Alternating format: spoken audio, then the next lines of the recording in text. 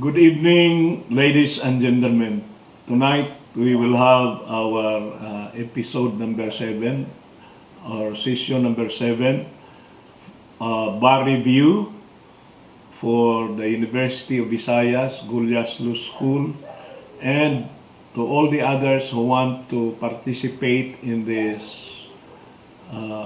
very useful and very important preparation for the bar examination. Tonight, we are going to discuss a very important topic about contractualization, labor contracting, job contracting, outsourcing, which centers on the provisions of Article 106, Book 3 of the Labor Code of the Philippines, as well as decisions by the Supreme Court, particularly the cases of Leo Mago versus SunPower, the case of Nestle, the case of Norquist Trading, the case of Joem Aliviado versus Procter and Gamble, Philippines, and many other cases. And so I hope that you can join us until the end, 2 hours. Thank you.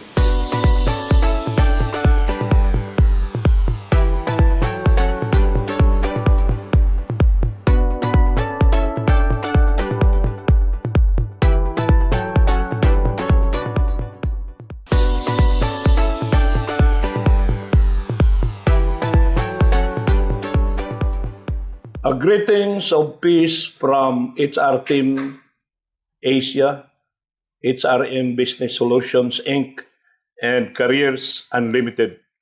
This is our HR Talk series, and this is episode number 4.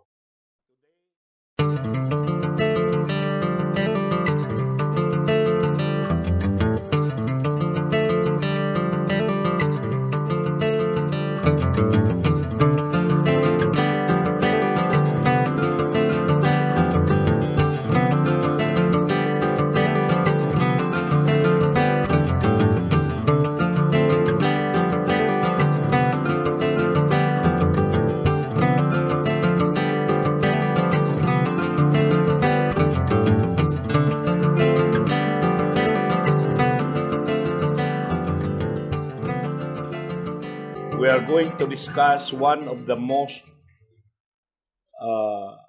talked about topic of the day, which is outsourcing, job contracting, labor-only contracting, contractualization. Now, before I continue, I want to establish the parameters. People are talking about this without really understanding the fundamentals about the principles of outsourcing. First of all, first principle, we have to understand that it is the right of every employer, every owner of a business to decide to contract out some of its activities. In other words, to be clear about it from the very beginning, it is not illegal to outsource your activities. The company and the company owners should not be deprived of that flexibility for 2 reasons. One reason is the legal reason. How can you be deprived of this prerogative without depriving you of your property without due process of law? And second, for economic reason.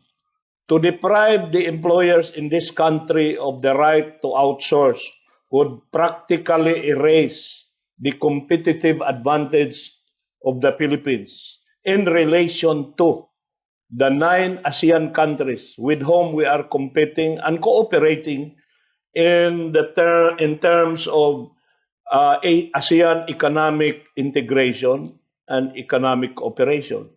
Singapore, Malaysia, Indonesia, Thailand, Vietnam, Cambodia, Myanmar, Laos, Brunei, all of them, they are outsourcing. And how can the Philippines, after achieving quantum leaps in economic development, remove itself by abolishing contractualization?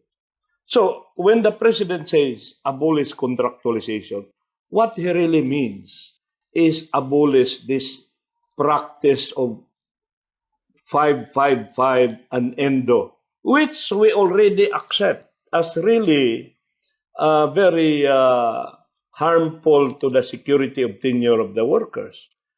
The management sector already agrees that we should stop doing these nefarious activities and empower our workers with a security of tenure with their own agency, but not to compel the employer to absorb all the cost of employees who are doing activities which were contracted out. So in law, therefore, we have no problem. What we are having problem with today is the implementing rules. The government is not decided to amend the law. There is no concrete effort and really purposive effort to overhaul the Book 3 of the Labor Code, particularly Article 106 in Book 3 of the Labor Code.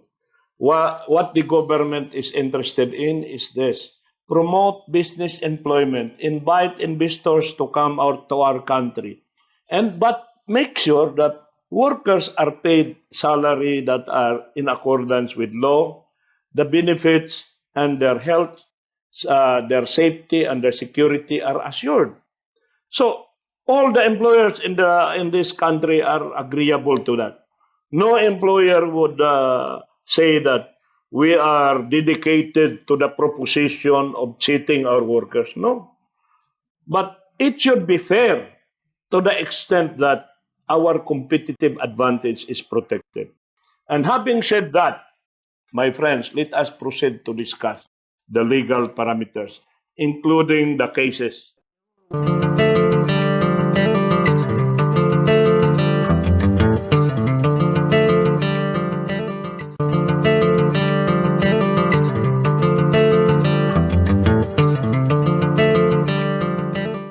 I'm very happy to report to you that we have a case decided by the Supreme Court, January 30, 2017, where the company won. This is one in a million. The company won. And the company is Nestle Philippines. And the Supreme Court said, this is not labor-only contractor. This is legitimate exercise. We have to say hallelujah for the employers in this country. Finally, we have a decision released by the Supreme Court. No? But before that, let us examine the law itself. When we say examine the law, you look at the Article 106. Lahat na involved dito sa negosyo ng outsourcing must master only one provision of the Labor Code with 4 paragraphs. Only one. We are not being asked to master everything. Only one. And that is 106. What does 106 say? You know, remember, to put in context, there are 7 books in the Labor Code. Book 1 is about recruitment. It does not concern us. Book 2 is about training, human resource development. Book 3, this is our problem.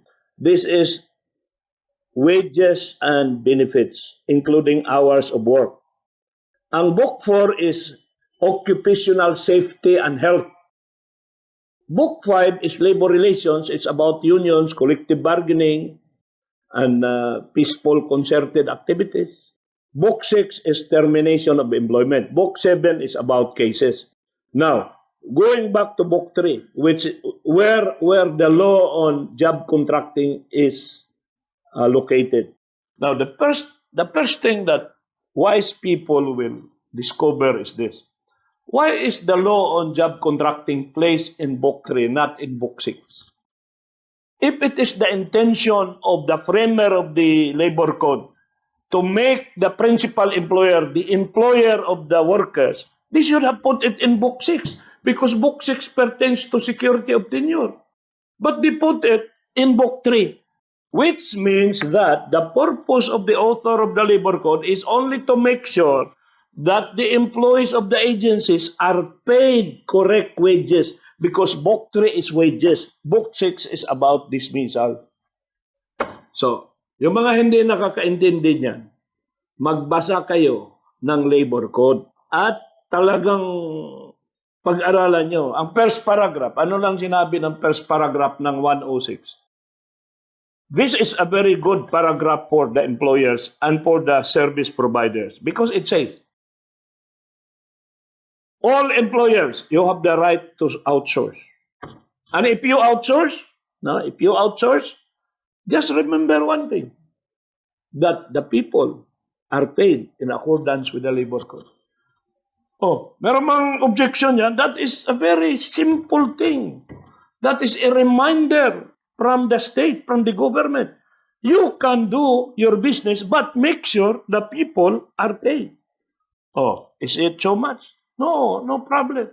Second, here, medyo may problema na because in the event that the employees are not paid in accordance with this labor code, you, the principal employer, because you did not choose the correct service provider, you shall be jointly and severally liable. In other words, even if you have paid your agency, you will have to pay again. Pay again. Then you go against your agency if you can collect. This is a penalty to you. Why did you not choose an agency who is professional, who has the financial capacity, and who do not have the character of cheating workers? So, book 2, paragraph 2, we have no problem. Paragraph 3, this is the problematic one because in paragraph 3, it is stated, the Secretary of Labor may prohibit or restrict. Can you imagine? The Secretary of Labor given this tremendous power. Remember, the Labor Code is a martial law document. Naalala nyo, when the Labor Code was made, walang Kongreso, walang Senado. Ang pinakamatigas lang panahon na yan ang Executive Department through the President acting through the Secretary of Labor. Kaya itong Labor Code, pinapanawagan ko sa Kongreso, lalo na meron tayong congressman ngayong HR, si Congressman Go sa Lone District of Baguio, na baguhin na natin itong Labor Code na ito because this is a martial law document.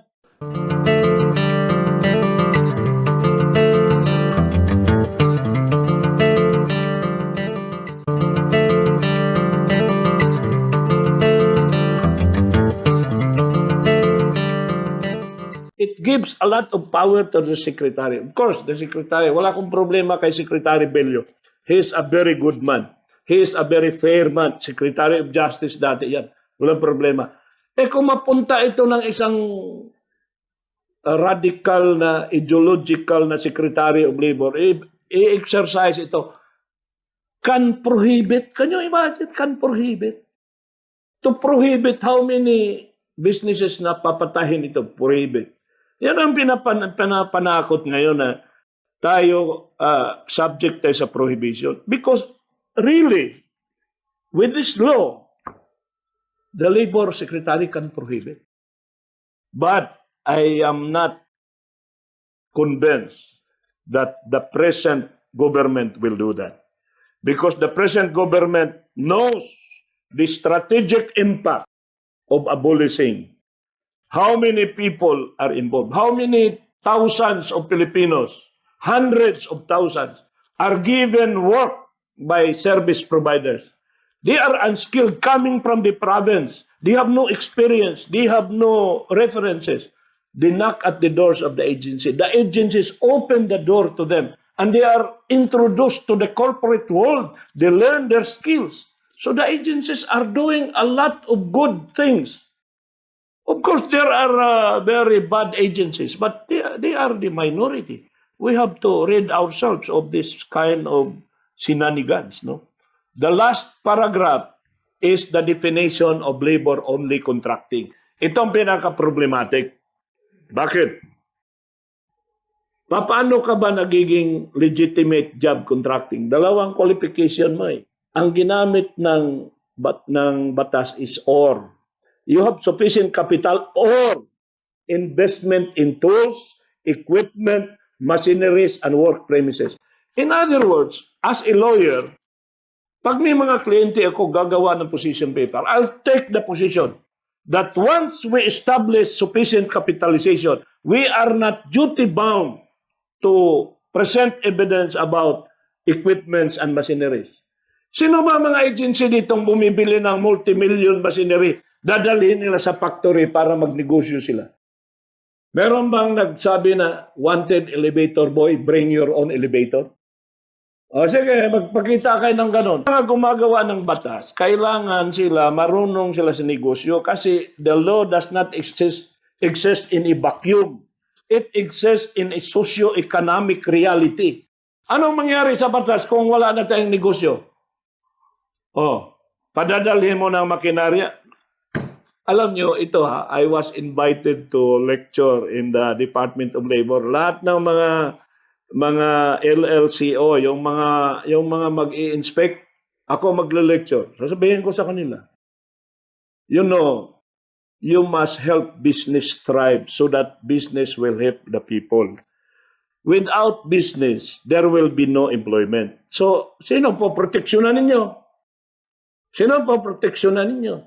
So, if you really want to protect the Filipino people, dapat tulungan ninyo yung mga service provider. Empower them, help them, and train them. Kung kailangan mag-train, ako nga, tinatawag-tawag ako to train. So, first that is the first point. Or ang ginamit, hindi and.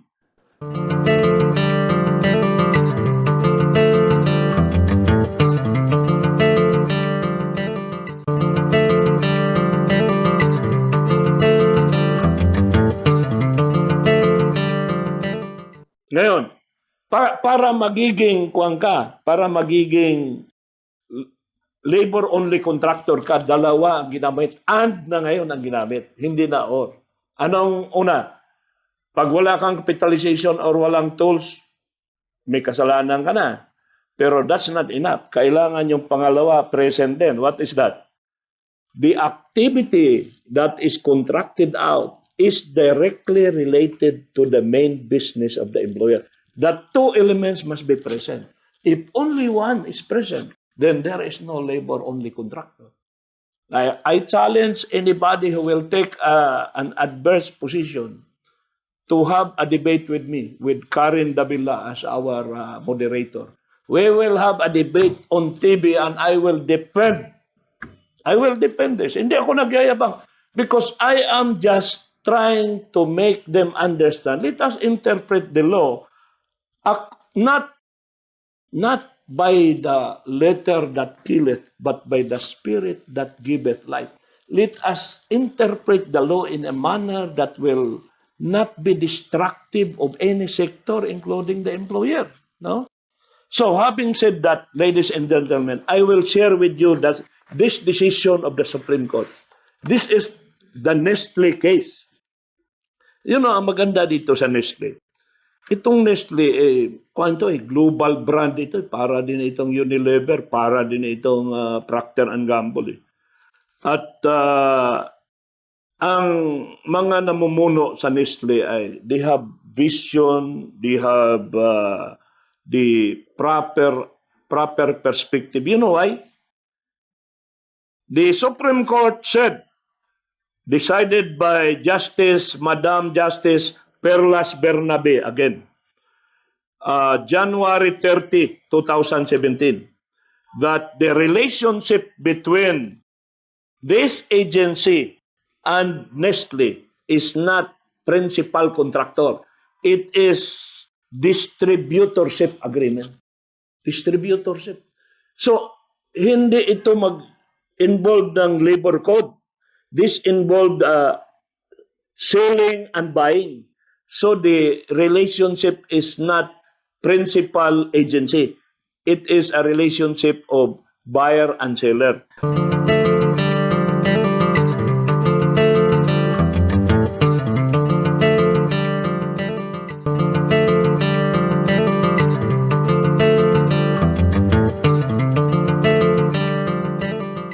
therefore, the employees of this agency, ODSI, has no claim. They have no claim against Nestle. Can you imagine? Nestle lost before the arbiter, before the NLRC, before the Court of Appeals.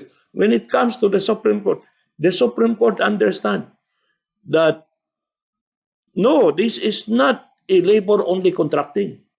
This ODSI is a distributorship firm, and they buy the products from Nestle and they distribute it to the outlet. So the contract is sale. This is ODSI is not doing a job for Nestle. They are doing a job on their own. They are engaged in business. They just buy the product of Nestle and sell it. Now, all these problems on labor-only contracting, out of 100 cases, about 97 cases are decided against the employer, against the agency. So now we have found a case which is for management, but this cannot be invoked by those that are assigned in the manufacturing, in the operation, because this is pertaining to sales. But I see the light of the day that little by little, our highest court of the land is able to discern that the law should adjust in relation to the realities on the ground. The law cannot be an isolated institution that remains unaffected by the changing tides of the times. So, I am very happy about this law, and I have a lot of cases which I will limit only to one more case, and this is the case of, I refer to a case of cooperatives. You know, in concept, cooperatives are good because it is promoted by the government. The government created a separate agency to promote cooperatives because, you know, if you look at the concept, it's very good. It empowers the people. Sa halip na may mga kapitalista na hahawak doon sa mga tao, sila mismo coming together, they own their own company. So that this is a good concept. But the problem is, this concept is being misused and abused by people who are really businessmen. And you are using this cooperative to achieve two things: tax exemption and exception from unions. And pangatlo na ito ngayon, itong job contracting. Because many cooperatives are going into the business of providing manpower, especially in the agricultural companies in Mindanao. If you look at the plantation of multinationals, banana, pineapple in Mindanao, Mindanao is suitable for this because of the weather condition and because of the fertility of the land. And the people are supplied are cooperatives. Cooperatives are good, but they can be exploited. You know, there is a case involving Norquez trading in Cebu. By the way, the word Norquez, you don't know. The meaning of Norquez is Norberto Quisumbing.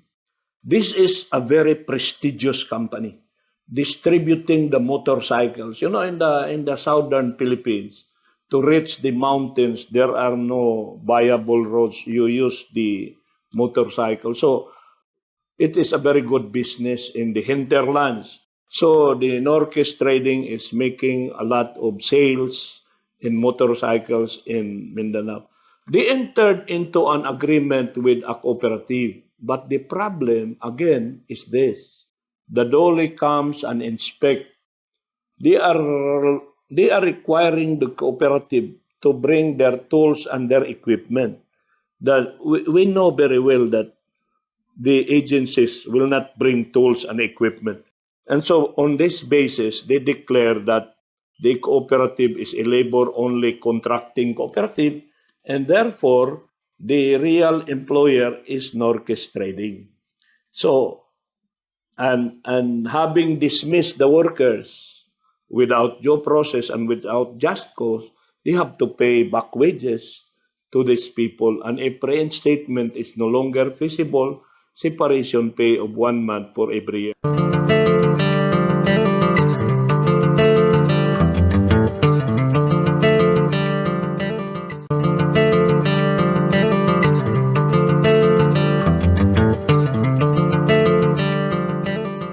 What I'm doing now is I am advising companies.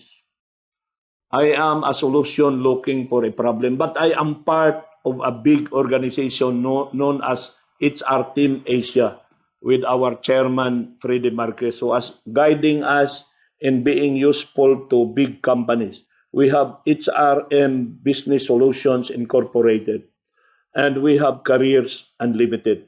We are now going out, creating value-adding solutions, helping organizations and people, empower them so that we can help our country, give more jobs to our people, prosper our country, and become a leading player in ASEAN. The Philippines will continue to be the leading light. And this activity that we have, HRM Business Solution, is just our contribution to the overall task of nation building, to preserve our country, to forward our country, because there is no turning back. The Philippines will continue to dominate the ASEAN region, and we will be in the forefront to be an instrument of managing that change, to be a part of the change, to be a part of the solution. We are a solution looking for a problem. Thank you. This is Attorney JBJ thanking you and looking forward to another episode with you.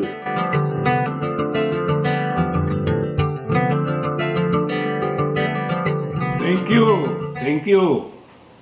Can you hear me now? Yes, agree. Yes, attorney. Okay, so I hope that I have conveyed and explained the law, the philosophy, and gave example. And what I'm going to do for the rest of the night, I am going to use another PowerPoint so that I will explain the other cases. So many cases on job contracting, labor-only contracting, and outsourcing. No? And therefore, at this point, I will use another presentation. I hope that did you appreciate, did you understand the presentation, especially Miss Abilia from HR. Did you get anything from that, Miss Abilia?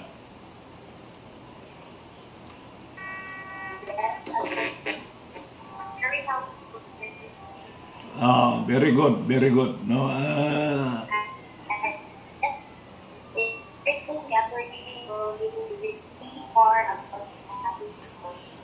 sa UB naman wala man tayo maraming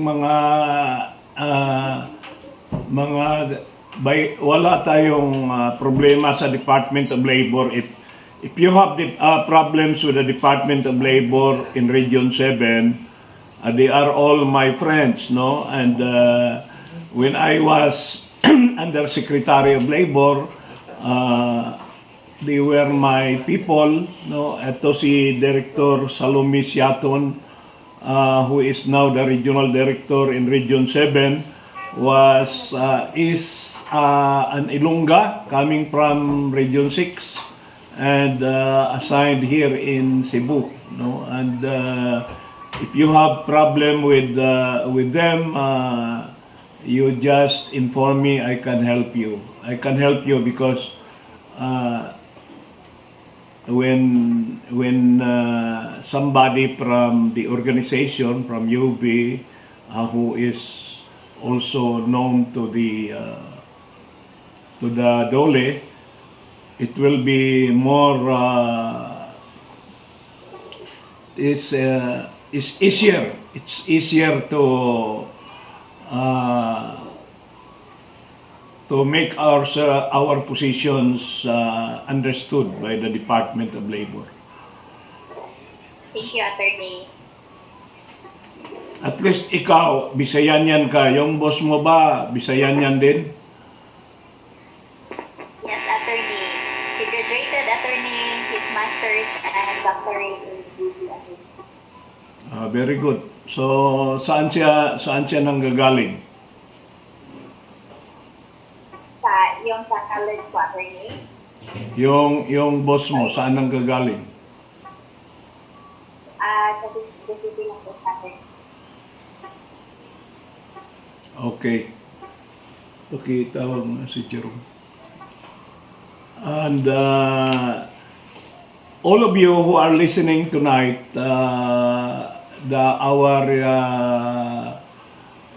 our usual participants, our regular participants, I hope that you have really mastered the provision of only one article, which is Article 106. May bago akong presentation. Ano yung kailangan? And all of you, you should expect, especially those who are going to take the bar in 2021, no? There will be 1 or 2 questions about job contracting and labor-only contracting.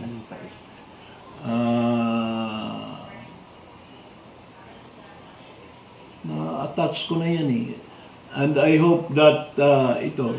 Itong Yeah, slide. ito mo, Simon.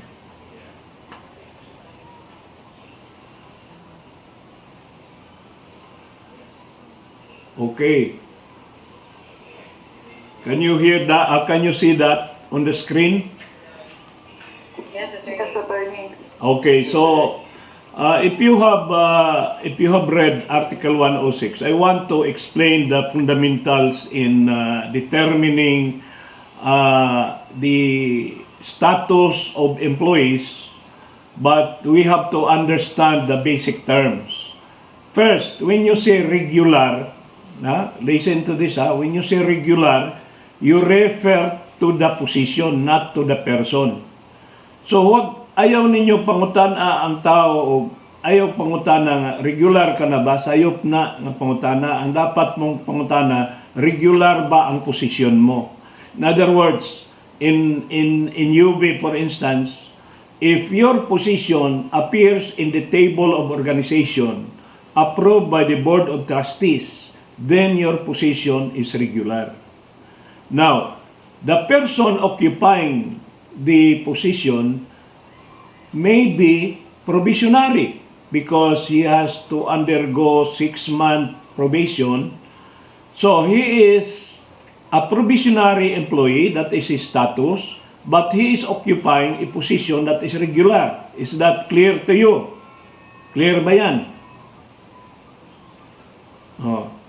Tubag mo, tubag. Yes, Attorney. So kung halimbawa si Dean Wagas mag-hire og usa ka tawo sa Dean's office with the approval of the Dean, pakimute. Okay.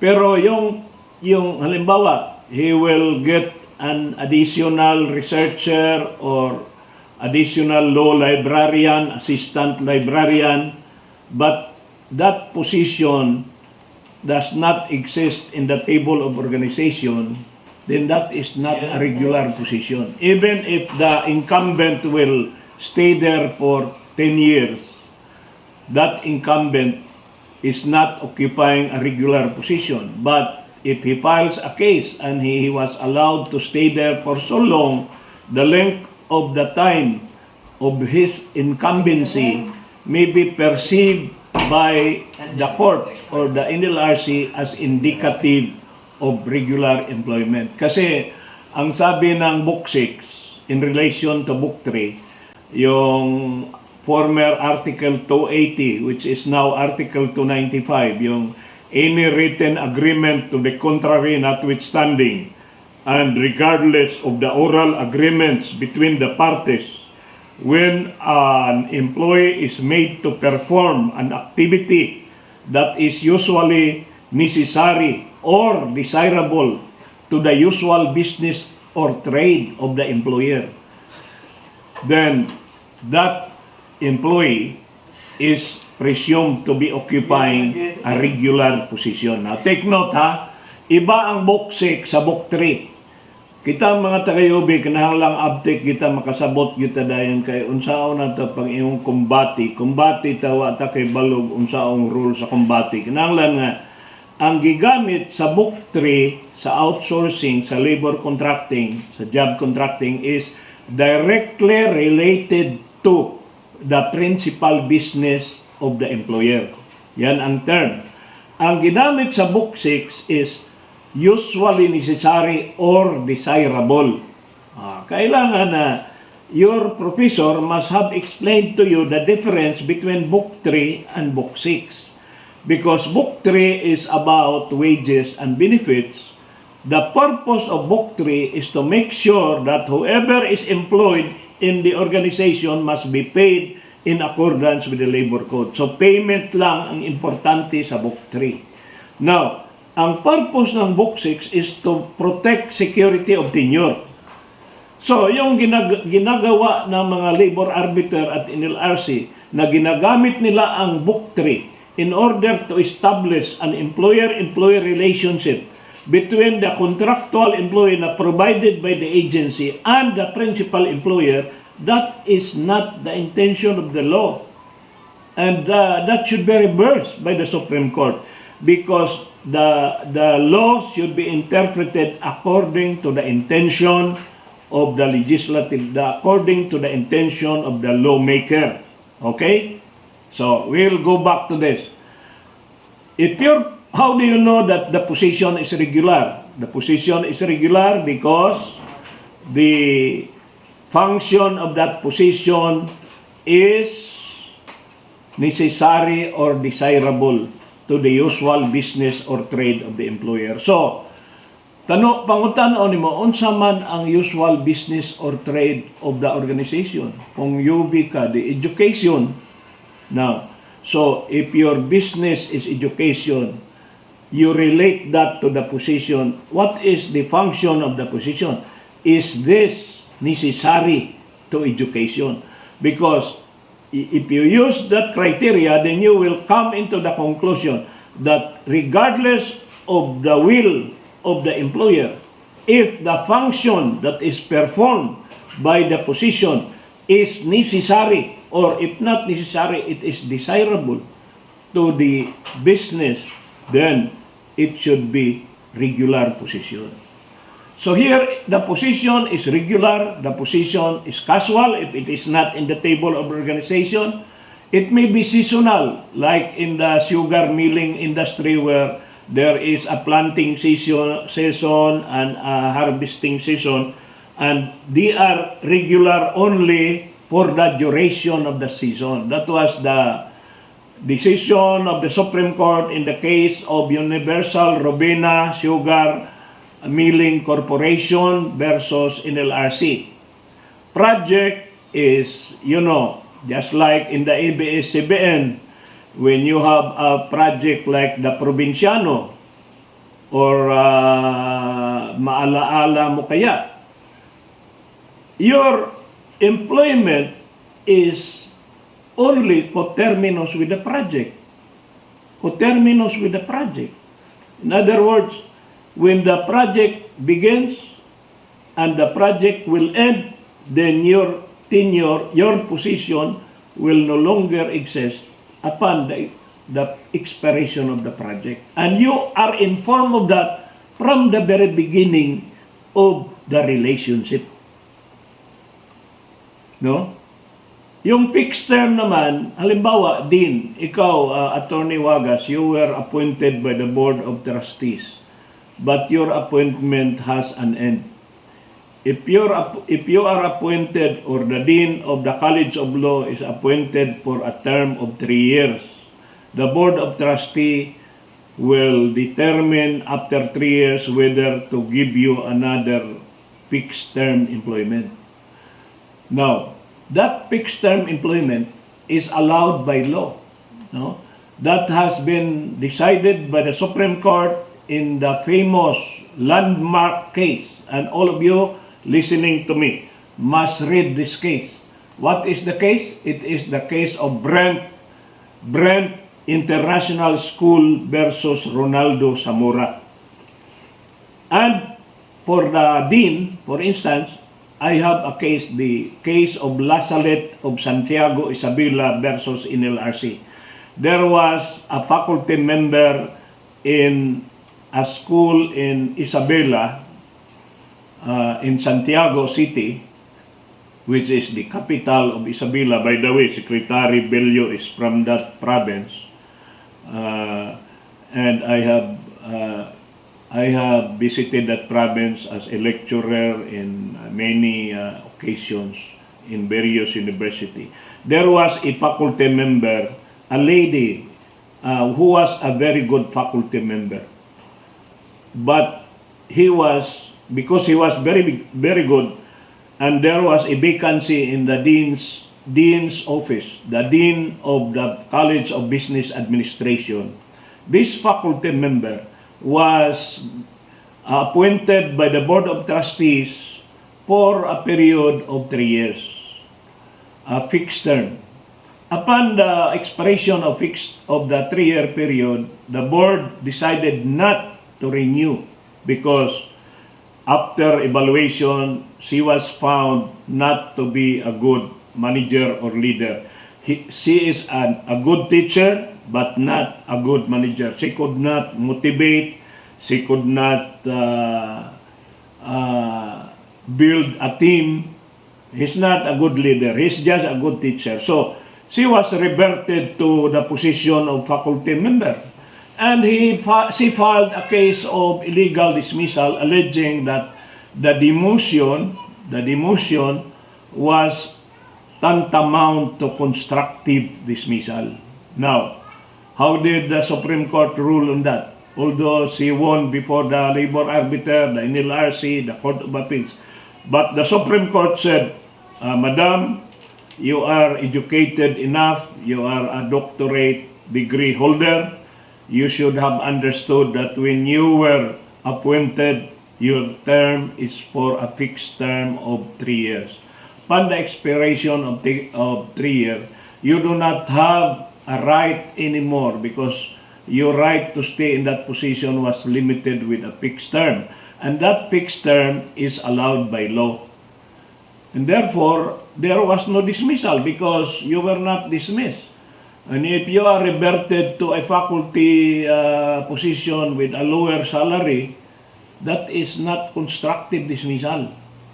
No, you were given a chance, but you did not make the grade.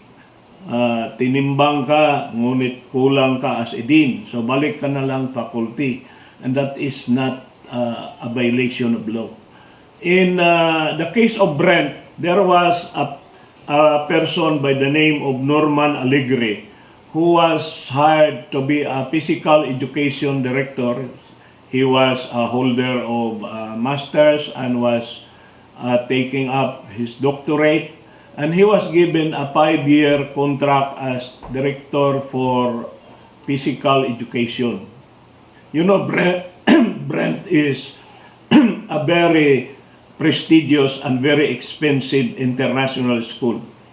That is where the children of Senator Manny Pacquiao are studying. And that is the reason why Senator Pacquiao became a born again, because the Brent School are run by Protestant, Christian but not Catholic. But you know, this Norman Allegri was hired in 1973 before the labor code. So he accepted the job, he signed the contract, he was not an ignorant person, he knew the implications of what he signed, There was no undue influence, there was no misrepresentation, there was no deceit. It was that the employer and the employee were dealing with each other on an equal footing. Now, after 1 year, the labor code was promulgated and it is provided in Article 280, which is now Article 295. Any written agreement to be contrary notwithstanding, and regardless of the oral agreements between the parties, when an employee is made to perform an activity that is usually necessary or desirable to the usual business or trade of the employer, the employee is deemed to be occupying a regular position. So, based on that, Norman Aligre said that hindi na nila ako matanggal dito kasi ang position ko ay necessary to the university at to the school. No? So after 5 years, nag-expire na yung contract, he was informed that we are not renewing the contract. Please obtain your clearance. You will be paid your final compensation. And thank you for your service.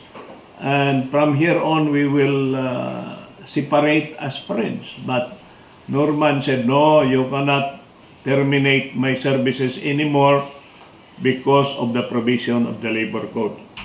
So he filed a case, he won. No, at that time, the case, all labor cases during martial law should be brought to Malacanang, and the executive secretary of President Marcos was a very young bar top notches, number 1, Ronaldo Zamora, who is now the congressman from the Lone District of San Juan. No? And Zamora decided the case for and in behalf of the president, affirming the decision that Norman Aligre could no longer be dismissed because his position has been including his status, has ripened into a regular and permanent status. Now, Justice Andres Narbasa, who is one of the most brilliant justices, former dean of the College of Law, Faculty of Civil Law of UST. I was a faculty member of UST for more than 10 years before I joined the government. And Justice Narbasa was the one who wrote this decision in Brent, and his decision was that, reversing Ronaldo Zamora. Ronaldo Zamora was number 1 in the bar. Andres Narbasa was number 6 in his bar.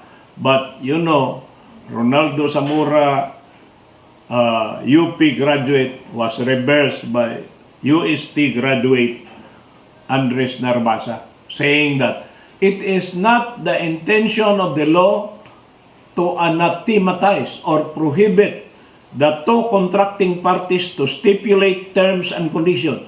If they agreed on 5 years, so be it. That is they are bound by their stipulation because the two were contracting with each other on equal footing. The law protecting labor does not apply here because, you know, there was no undue influence or moral ascendancy. Norman Aligre was an educated man. There was no misrepresentation. So we have to honor the contract according to the Supreme Court. So now, when you talk of fixed term employment, you have to remember the case of La Salette of Santiago versus NLRC for the academe, and the case of Brent versus Zamora for the non-teaching personnel. So that is a very good lesson for you, Ms. Abella. You discuss this with your superior, and as a good orientation for HR in UV, you have to download the provision of Brent versus Zamora as Abella versus NLRC. Okay? So with this, we can proceed to the cases because I promised to you that I will discuss some cases. I have already discussed the provision of Article 106, the first paragraph, the second paragraph, the third paragraph, and the fourth paragraph. Take note that these 4 paragraphs, really, you have to study and very clearly understand and put this in your mind, because whether you like it or not, this will be asked in the bar examination. So, there are other laws, no, which you have to take note also about the case on unfair labor practice. Article 248, which is now, you add 15 articles to 48, that is the new numbering of the labor code, paragraph C. When a management or a company contracts out certain functions that are done by union members, that act on the part of management may be considered as interference or restraint or coercion. Tatlo yan ha, RIC. Restraint, interference, or coercion. And that is an unfair labor practice. Yung mga trabaho ng mga regular employees at ang mga regular employees ay merong union. Kung yung mga trabaho na yan ay ipapatrabaho ng management sa mga contractual employees, that is a form of weakening the union. Binabawasan ninyo ng economic power ang union members, and that is a form of interference or restraint in the exercise of the right to self-organization. And that is exactly the definition of unfair labor practice. So, that is a ground for filing a notice of strike. So, we have to be careful if you are doing that, no? Because that will constitute as unfair labor practice.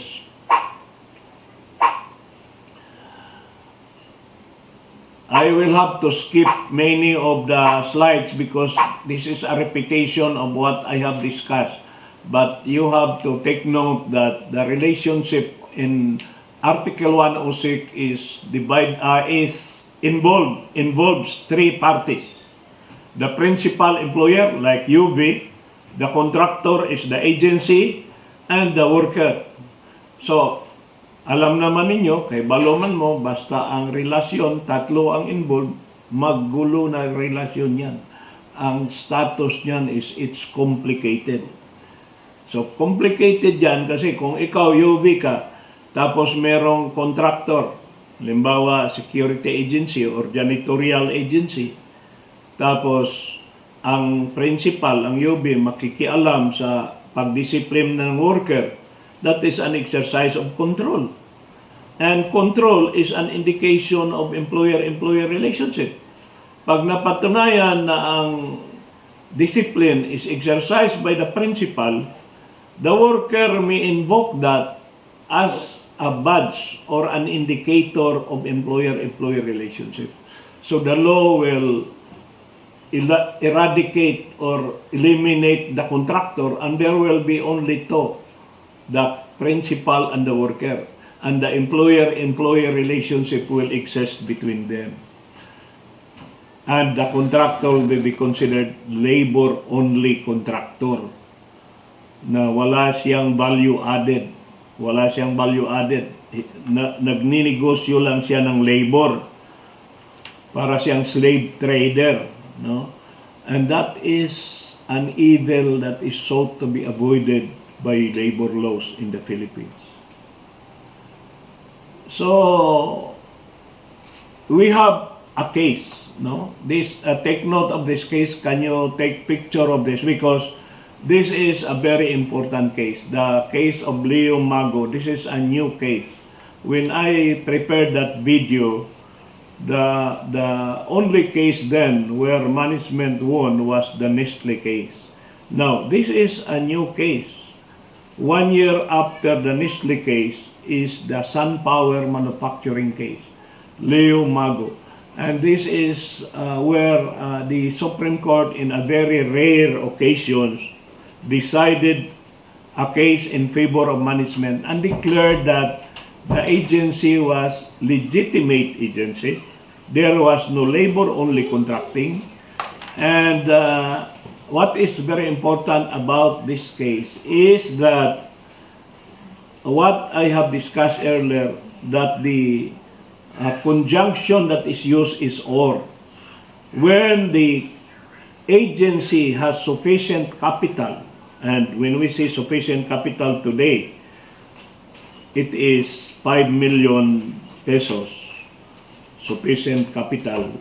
That is in accordance with Department Order 174 implementing Article 106. When the law speaks of sufficient capital, it was 3 million under Department Order 18-A, but now it is already 5 million, increased by Secretary Bello because of the cost of living and the changes in the economic indicators. So it's already 5 million to be called sufficient capitalization. No? So if you have sufficient capitalization, you don't need to present evidence na may mga equipment, machineries, yung mga vehicles, mga ibang assets. It's not necessary because the conjunction used is or. No? You must be good in English. You want to pass in the bar examination, you have number one, you have strong mastery of the law. Second, you must have a very good power of communication, English. Number three, you must have a good penmanship. Number four, you have to have a logical thinking. And as I have always emphasized to you in the past meetings, you must be logical and you must always use according to Article 106 of the Labor Code of the Philippines, no? To be legitimate service contractor, it must have sufficient capital. Period. In the case given in the problem, it is clear that Company A has authorized capital fully paid of 10 million pesos. Therefore, the examinee submits that the company is not a labor-only contractor because it is sufficiently capitalized. So, you have to have according to, based on the provision of, and as decided by the Supreme Court in the case of Leo Mago versus SunPower Manufacturing Limited. Ang lakas ng ang sagot mo dyan. The examiner will give you a very good and high points in evaluating your answer because your answer is based on provision of law or decision of the Supreme Court.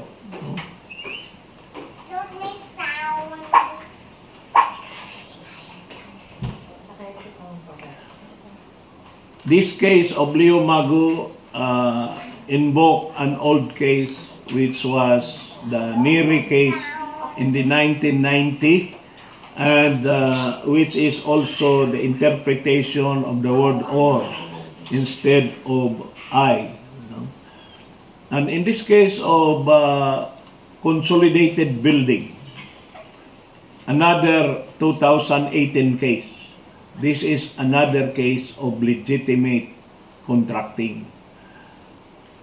And in the case of BPI Employees Union Davao City versus BPI, the Supreme Court, speaking through Justice Mendoza, declared explicitly that it is the prerogative of the company to decide to outsource because, you know, As you are aware, management has prerogatives to hire, to fire, to transfer, to promote, to lay off, to discipline, and one of the prerogatives is to decide which functions of the company can be outsourced or contracted out, and which are core functions that are really necessary functions that cannot be contracted out. That is a prerogative of management, and the Supreme Court has already affirmed and upheld that provision. But in the case of Allied Bank Corporation versus Reynold Kalumpong, which is a case involving a bank. You know, Allied Bank is owned by Lucio Tan, and this has merged already with the Philippine National Bank. So there is no more Allied Banking Corporation now, because when Mr. Lucio Tan bought the government bank PNB, he merged the two banks. And this Reynold Kalumpong was hired by a branch of Allied Bank somewhere in Negros Oriental, between the city of Gihulgan and the city of Dumaguete, Tanhay, and there was this branch, and Kalumpong was hired through an agency. But the agency was found to be non-capitalized. In fact, it was not even registered. So there is a presumption of labor-only contracting. And because of that, Reynold Kalumpong is deemed to be an employee of the bank. But since he committed acts that constituted just causes under Book 6 of the Labor Code, then there was legal dismissal, not by the contractor, but by PNB, because PNB was deemed to be the successor interest of Allied Bank and deemed to be the employer of Reynold Kalumpong. So when you see presumption of LOC, the burden of proof to turn around this presumption lies on the management. So assuming the agency of UB is being sued by the worker before the NLRC, UB management and the agency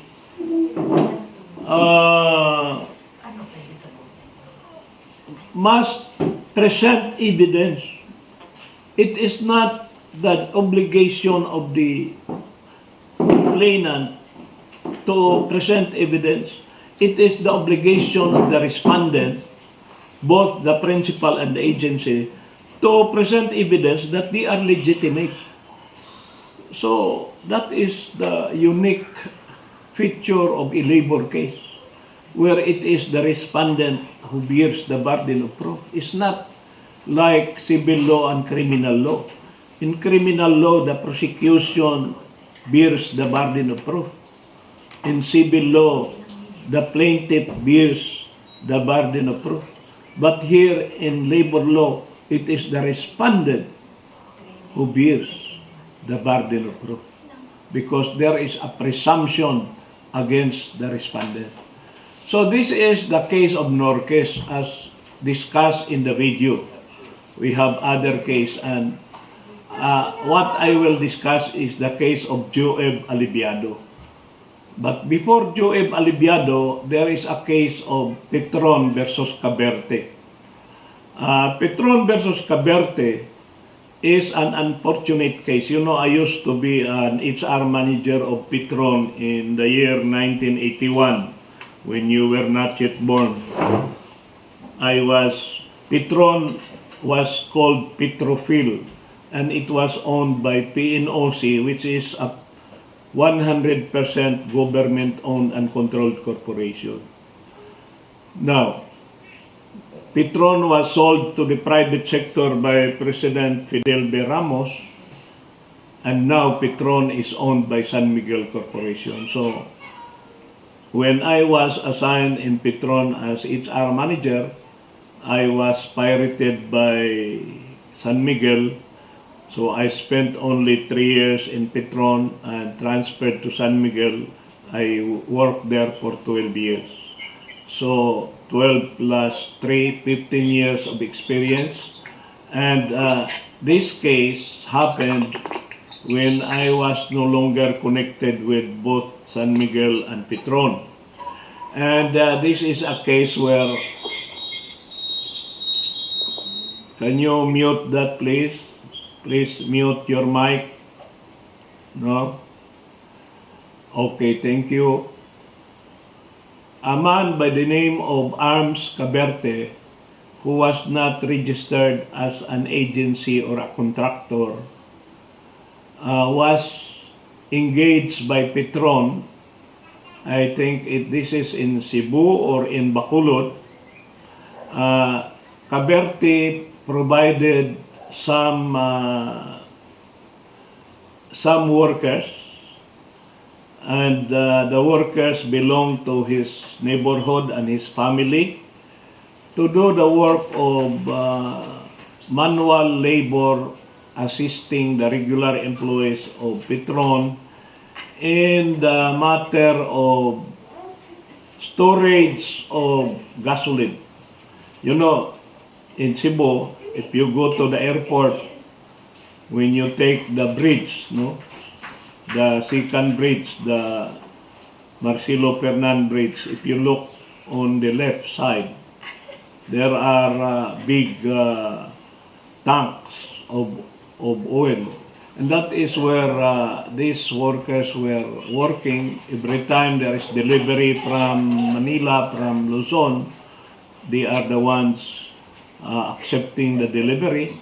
So practically, they were performing functions that are necessary, not just desirable. It is necessary to the usual business or trade of the employer.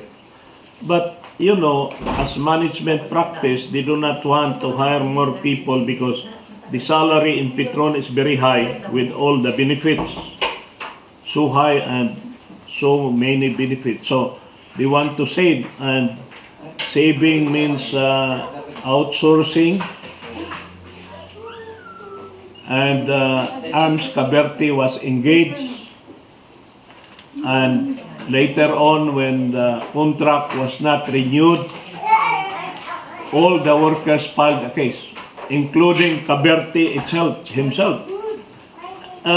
They lost the case before the labor arbiter and the NLRC, but in the Supreme Court, the court,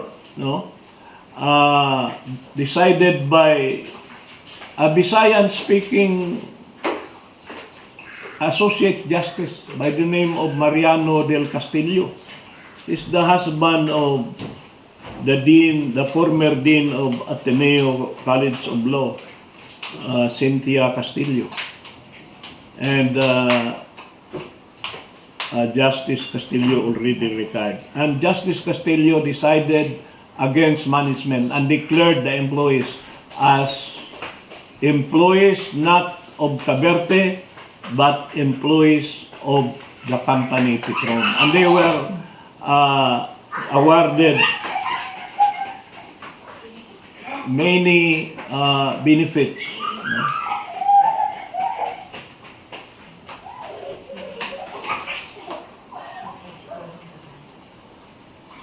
So the trend of the decision, really, as I have discussed with you, are very much favorable to the complainants and always against the employer. So I just want to discuss one more case, and that is the case of Procter and Gamble, Joab Aliviado versus Procter and Gamble, because I am very familiar with this case because the lawyer of the complainants was my student in the University of the East.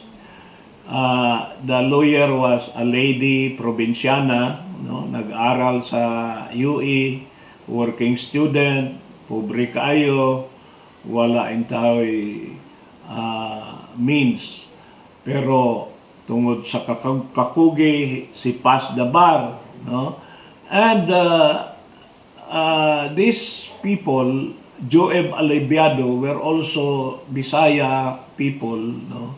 And when they filed a case against Procter and Gamble, can you imagine, sa laki ng kumpanya ng Procter and Gamble, ang mga Bisaya, ang mga merchandiser, kay bawa mo unsa ng mga merchandiser, when you go to the supermarket, no, you will meet these people who will entice you to buy products of Procter and Gamble, and they say, "Ma'am, you try our products." And there are many of them. All of them, they are representing different products. Merong taga Colgate Palmolive, merong taga Unilever, merong taga Nestle. They are all working together in the same supermarket, but they are representing different companies. But they are not employees of the companies. If they are presenting this Procter and Gamble, but actually they are employed by the agency. And they are employed by the agency, but they are deployed. This is the case. No? Joeb Alibiado et al. Versus Procter and Gamble, Philippines. This is also decided by Justice Del Castillo. Now, in this case, no, this case is important to me because Joeb Alibiado were working in the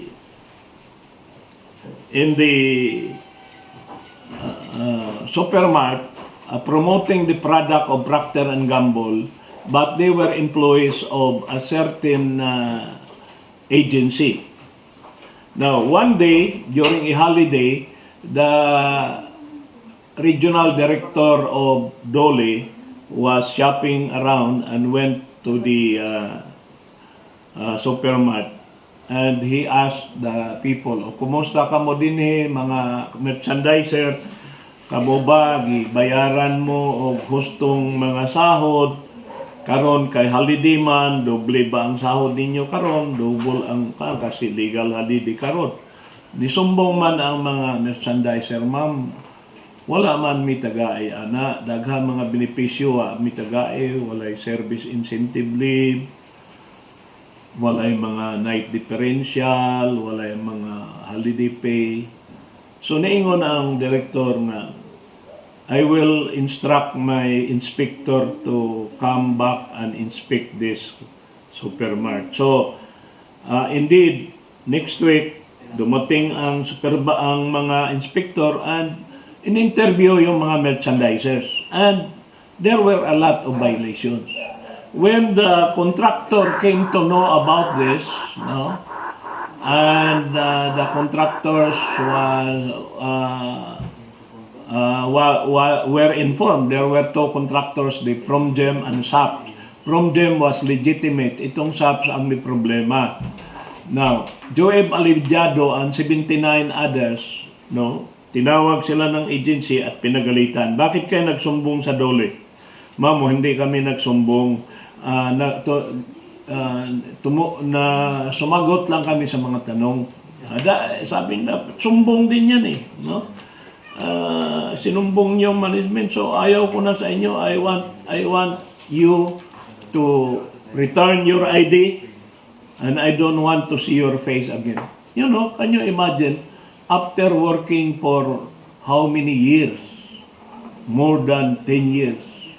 And dismissed like that. Wala man lang notice. Basta verbally, they were dismissed. And because of that, to si Joeb Alibiado nag-file ng kaso. At walang ibang malapitan kundi yung estudyante ko na taga Negros Oriental din siya. no? Taga Mabinay, Negros Oriental. So,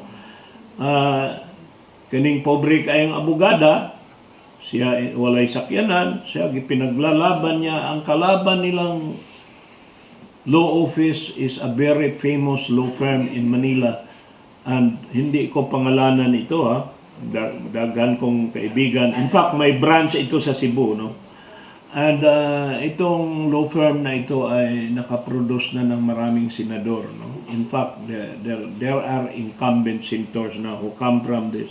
At least 3 incumbent senators who come from this law firm. But anyway, hindi ito kasalanan ng law firm, eh. Kasalanan ito ng management. Bakit nila inaalaw na yung mga walang capitalization tulad nitong SAPS mag-do business with that? Kung matalo man ito sa Supreme Court, it's not the fault of the lawyer. Kasi pagdating sa Supreme Court, nakikita nila na illegal ang dismissal plus labor-only contractor itong SAP. And therefore, Joeb Alibiado was deemed to be employee of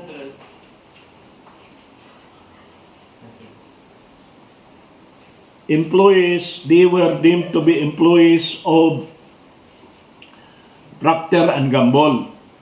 And because they are employees of Procter and Gamble, the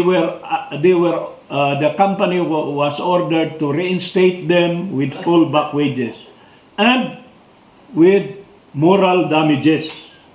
No? Moral damages. Can you imagine?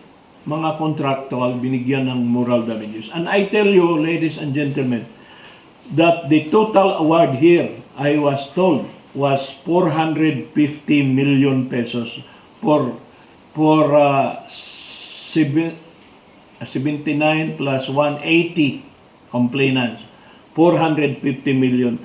And then the attorney's fees was 45 million. Can you imagine, in one case only, the student I had in UE na halos hindi mag-recite kasi maggiulawon kayo, simple kayong tao, nakatanggap ng attorney's fees na 45 million, which is 10% of the total awards of 450 million pesos. And so, kamo, ug maging abogado mo, ayaw ninyo guna-una ang pag-labor case ang handle ninyo, wife, kwarta nga, wa mo mahimo. Kasi kung mapareho mo aning estudyante nako, nagipildi niya ang dako nga law firm. Ang law firm nga dako nakadaog sa NLRC, sa labor arbiter, sa NLRC, sa Court of Appeals, daog sila. Tulo kadaog nila. Pero pag abot sa Supreme Court, si Justice Mariano del Castillo nag-decide in favor of the workers. Nagkataon lang na ang complainants puro Bisaya, ang abogada Bisaya, ang justice po sa Supreme Court Bisaya. It's just a coincidence. But this is a very important case where the Supreme Court emphasized that labor-only contracting, when big companies like Procter and Gamble deals with a fly-by-night, ragtag operation without capitalization, then the good name of the global brand as prestigious as Procter and Gamble would be ruined. And this is a lesson for HR. This is also a lesson for management to be careful in dealing with contractors. So many contractors. You know, I think next week I am invited by the Association of Service Contractors in Cebu, led by Miss Grace Iligan, who is the president of the PALSCON Cebu. PALSCON is Philippine Association of Legitimate Service Contractors. I am going to give a webinar on how to undertake right sizing, retrenchment, redundancy provided in Article 298 of the Labor Code, previously Article 283, which provides for authorized causes like redundancy, labor-saving devices, retrenchment, closures of company. And so I will discuss this week because of the pandemic, because of the health crisis that we have. This health crisis has become an economic crisis, and sooner it will become a social crisis, and it will escalate into a political turmoil. That is why the state needs an anti-terror law. Because if the state is not strong enough, the terrorists will take advantage of the social problem. Today, our country is facing a serious problem which started as a health crisis.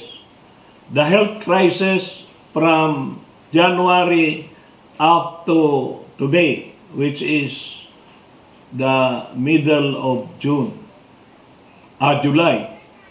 This is now an economic crisis, because by the definition of the economist, when our country, our economy suffers from zero economic growth for 2 quarters, consecutive quarters, first quarter and second quarter of the year, this is now called recession. And therefore, the company is now suffering from economic recession. And so when the country is suffering from this economic malady, the people are hungry, the people are angry, this can fuel a revolution. And the CPP, NPA, NDF are just preparing themselves to attack and undertake offensive operation against the government. And therefore, the government has to be empowered through the Republic Act 11479, otherwise known as the Anti-Terrorism Law of 2020. And that is for political law to discuss, but I'm mentioning that because this labor law is also very much on the headline because of more than 8 million Filipinos losing their job, hundreds of thousands of companies closing and declaring bankruptcies, and this is a formula for social and economic upheaval. That is why for the first time in our history, there is no bar examination this year, and it is postponed to the first quarter of next year. This 2020 is the only year for the last 100 years that has no bar examination. 2020. So from 2019 jump to 2021, you will become the lawyer of 2021 who will take your oath in 2022 if the examiners and the chairman of the bar won't be able to finish checking your papers, and you cannot take your oath in 2021, you will have to wait for 2022. So we have wasted 1 year already. And I hope that tonight I have explained to you the role on contractualization, especially Article 106. The first paragraph says that it is the right of the employer, the principal employer, to agree with a contractor whereby the work of the principal is farmed out or deployed to the contractor, and that is perfectly legal, provided that the worker that will be employed by the contractor shall be paid in accordance with the labor code. So the first paragraph of Article 106 only reminds the principal and the agency to make sure that the workers are paid in accordance with the labor code. The second paragraph is, in the event that the workers are not paid in accordance with the labor code, the principal employer shall be punished by making it jointly and severally liable with the agency. Even if the principal has already paid the agency the money, again, the principal will have to pay the worker without prejudice of the principal running after the contractor. It should not be the worker who should be made to run after the agency. This is the protection of the law. Remember that Article 106 is an implementation of the constitutional mandate in Article 13, Section 3, that the state shall afford full protection to labor, local or overseas, organized or unorganized, and shall guarantee labor right to full employment, therefore not contractualization, but the right to full employment, the right to humane conditions of work, the right to living wage, the right to a just share in the fruits of production, the right to security of tenure, the right to self-organization, collective bargaining, the right to a peaceful concerted action, including the right to strike in accordance with law. And all these rights are provided in the Constitution. And Article 106, we are still in the second paragraph. The third paragraph says that there will be legitimate service contracting if, legitimate if the agency is capitalized sufficiently or it has investment in tools, equipment, machineries. So the conjunction is or. Now, also the Secretary of Labor has the power to restrict or prohibit labor-only contracting, which is defined as no capitalization or investment, and also the exercise of control. And the last paragraph is the definition of labor-only contracting, which is prohibited by law.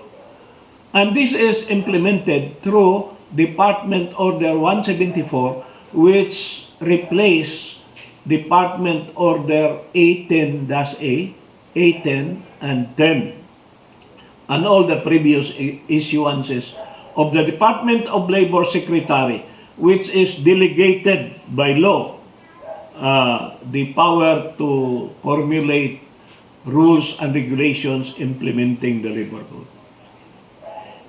So, ladies and gentlemen, it's 8 o'clock again.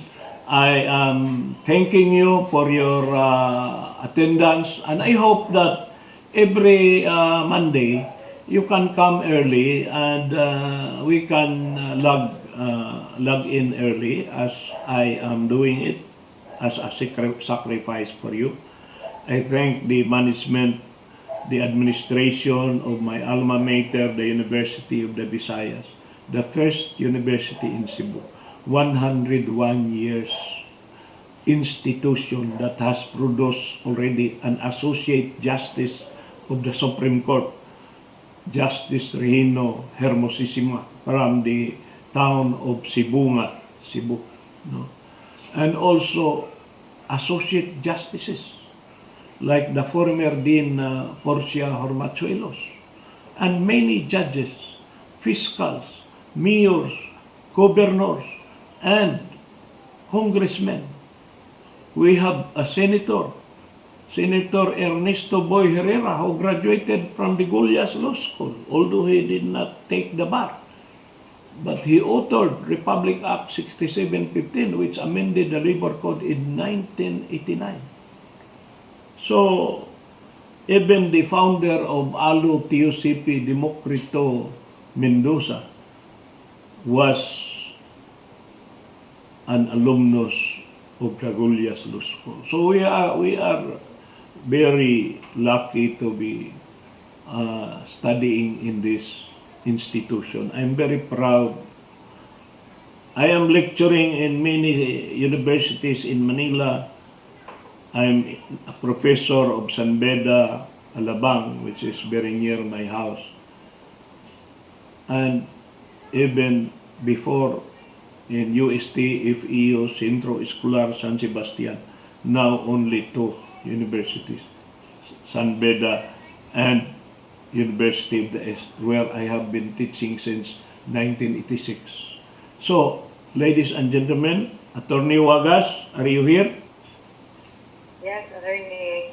Thank you for, I hope that we had a very good discussion tonight. Please don't forget the YouTube channel. Just subscribe USEC JBJ because you have a lot of learnings to pick up from this channel. Thank you.